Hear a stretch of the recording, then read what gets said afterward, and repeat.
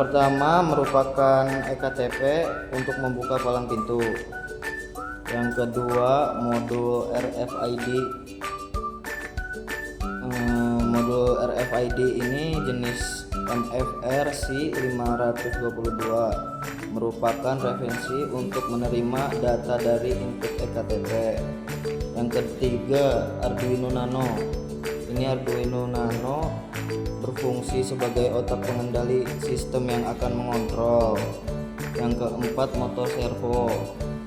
Motor servo merupakan motor yang digunakan sebagai penggerak dari gerbang portal ini. Yang kelima LCD.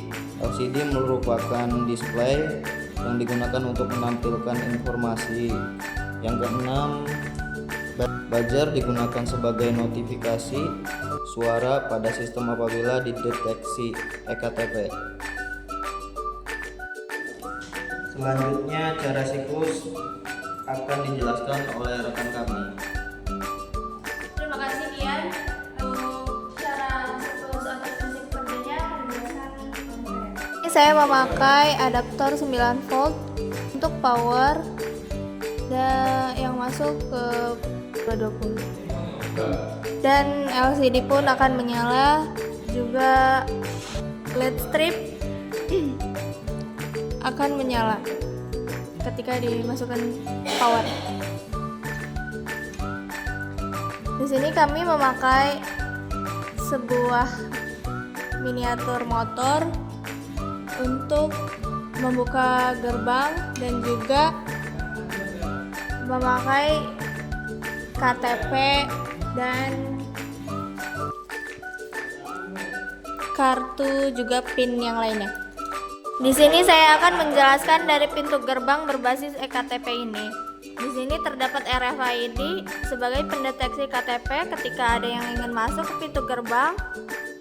Nah, pada saat ektp yang sudah didaftarkan itu terdeteksi oleh RFID, maka LCD akan menampilkan terdeteksi dan buzzer pun akan menyala. Kemudian servo pun akan membuka 90 derajat.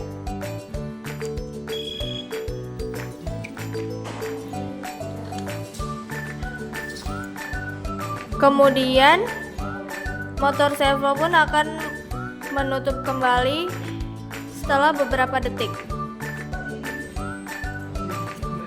Dan apabila ada orang yang ingin masuk tetapi tidak terdaftar ektp-nya di RFID ini, maka LCD akan menampilkan tidak terdeteksi dan buzzer pun akan blinking.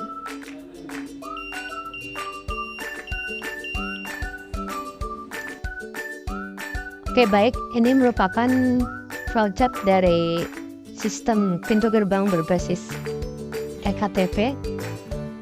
Jadi alurnya dimulai, kemudian pengguna menempelkan ektp pada sensor RFID, kemudian ektp akan dibaca ya oleh modul RFID atau sensor, kemudian informasinya akan ditampilkan oleh LCD. Nah, apabila KTP-nya terdaftar, ya. Nah, jadi silahkan masuk.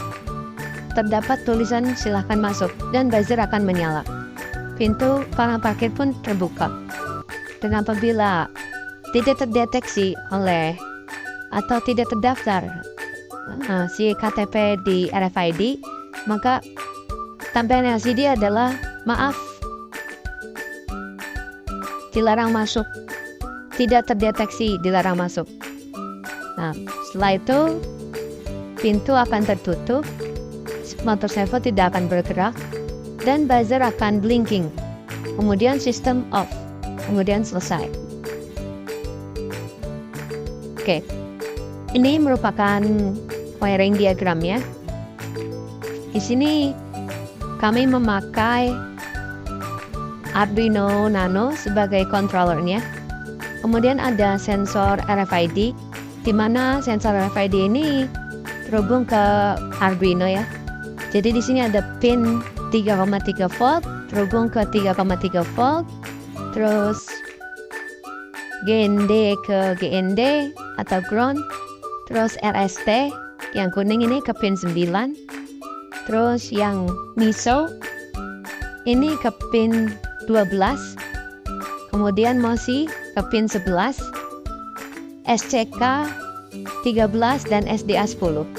Kemudian di sini juga ada LCD display 16x2, VCC ke 5 volt, terhubung ke 5 volt, kemudian ground ke ground, SDA itu ke A4 dan SCL ke A5.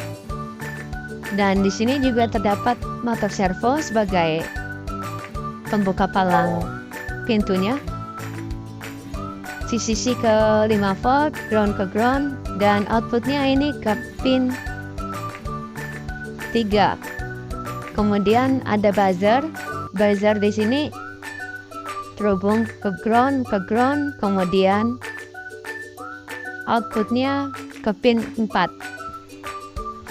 Berikut adalah codingan dari sistem pintu gerbang yang sudah kami buat.